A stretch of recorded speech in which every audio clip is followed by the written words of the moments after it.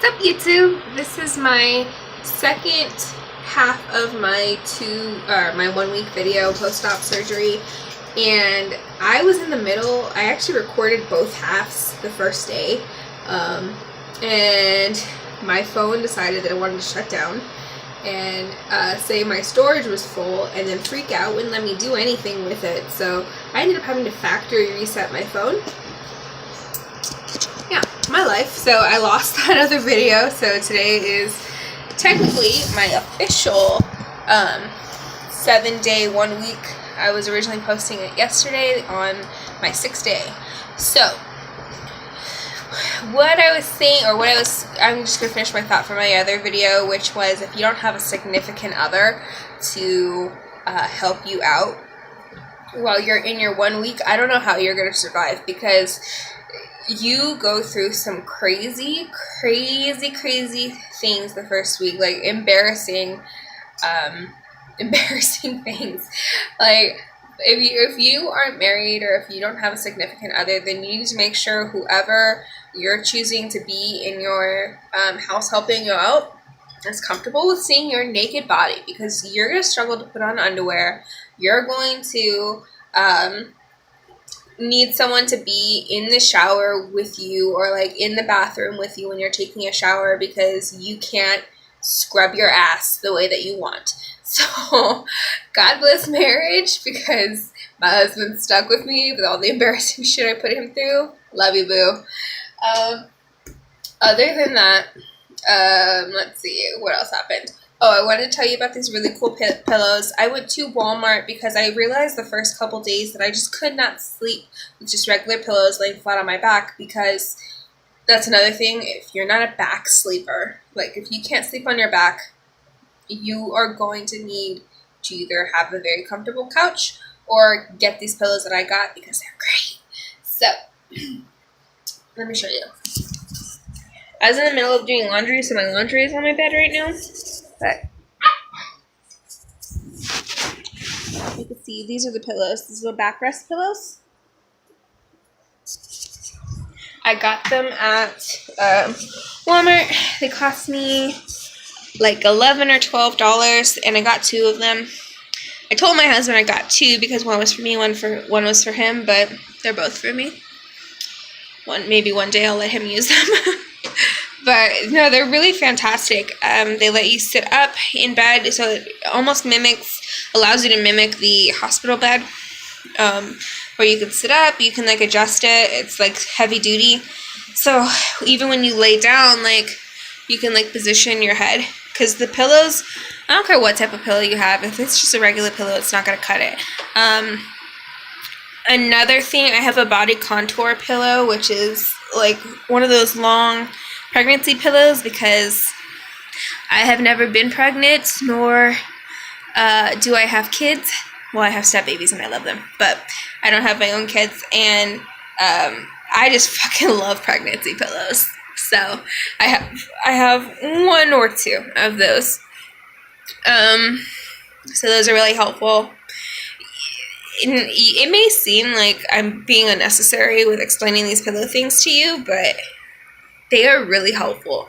Like, you are going to be so sleepy from not being able to have any protein in your body, or any like real energy. Like you don't have any calories in your body to have any energy, so you're really sleepy all the time, and you can't sleep because you can't get into a position where you can be comfortable. So today is actually the first day that I am feeling somewhat better. Like I can bend down into a squat position and pick something up, as long as it's no more than like 4 pounds, and get back up. I wasn't able to do that yesterday, and when I tried, it hurt bad. It hurt real bad. So that's a NSV accomplishment. What else was I going to say? Oh, I want to do the skin flick. Let me do that real fast. Oh, bitch ass dog. These dogs. Don't get dogs, guys. Don't get dogs. Just don't. So, first off, I want to say I'm swollen. What's one thing that you have to keep in mind after surgery, because you can take as many videos and pictures of yourself pre-op, and like I was looking really good pre-op.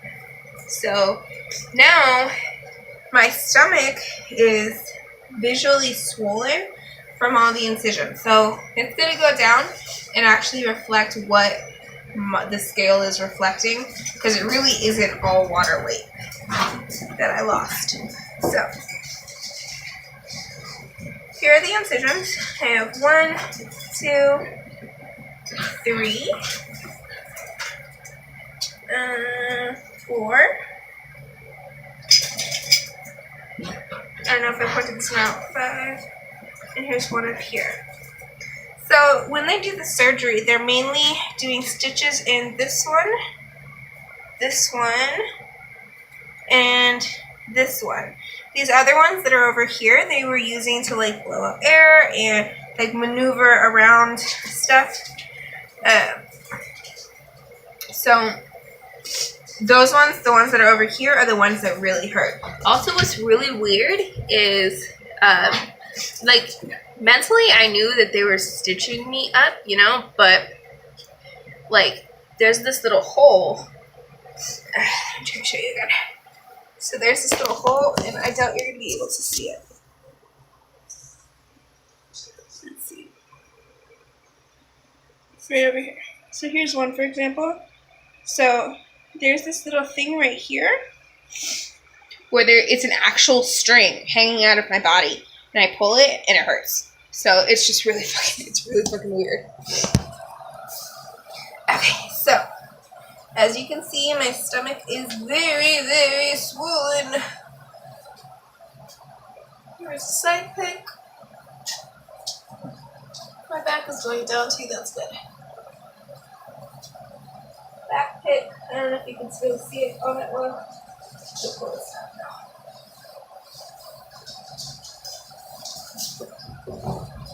Back pick. Side pick again. Front pick. So, midsection's always been a trouble issue. I'm sorry, I have sweat marks everywhere. I actually did my walking today. One thing that I'm noticing right off the bat is my boobs are shrinking a lot. So I went from a double D. I am a D right now, and it's not filling out the cup. So arms have never really been bad. Plus, I've been toning them a lot, like a lot.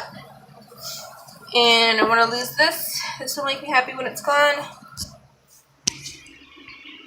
My cheeks. So I still have big chipmunk cheeks, but like they are nothing in comparison to how they were 3 weeks ago, for instance.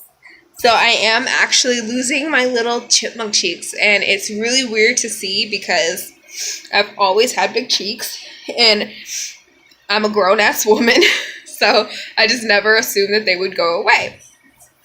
So it'll be very interesting to see what my face looks like when I don't have these chipmunk cheeks anymore. What else did I want to say? I think that's about it. So couple things. So I know I'm not supposed to be in this stage yet, but a couple things that are really helping me in the kitchen for when I do cook the meals that I'm not supposed to be cooking.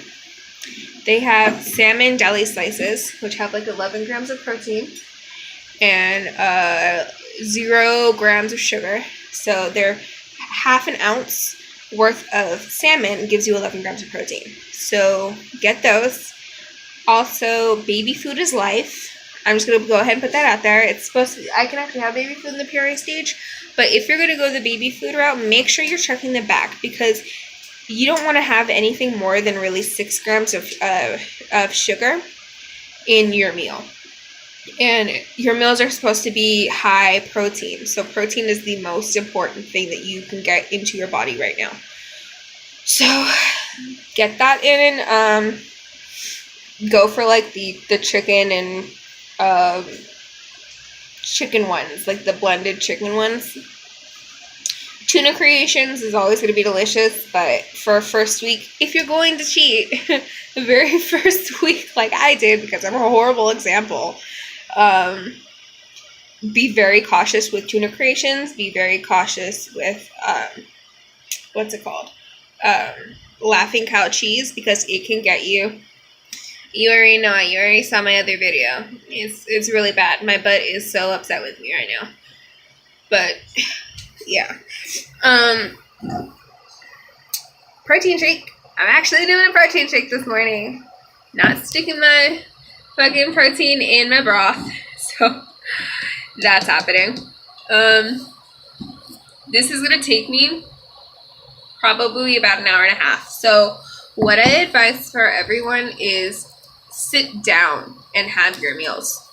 Even if it's just the protein shakes now, you need to make sure that you're dedicating your time. Like, don't sit there and try to be distracted by other things while you're trying to get your protein in.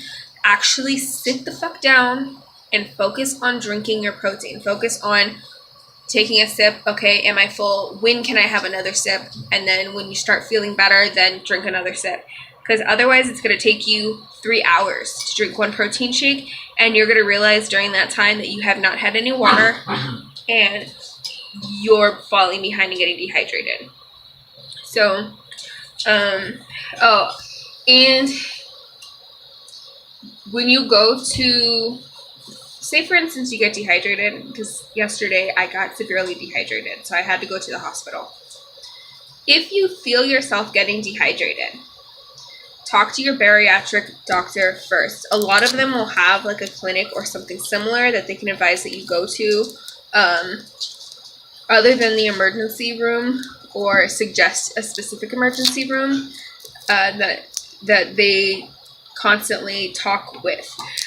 Because when they're shooting you up with fluid, like the emergency room, you can get I got a doctor yesterday. It's my first experience, so I'm learning. I got a doctor who was not familiar with bariatric surgery. So when I was trying to explain to him, he wanted to do a CT scan for some fucking reason. So he gave me a CT scan, and for that you have to have the liquid. So he gave me a container, big ass container. It was like this much liquid in it, and he's like, "You need to drink this in an hour." I'm like, "Bitch, how? Like, I had bariatric surgery." He's like, "So how long do you think it's gonna take you?" I'm like, "All day." All day, sir. So he was just not understanding. So it literally took me 3.5 hours to get down that stuff. In the meantime, for the CT scan, you have to have a full bladder for it. 3 hours. Full bladder.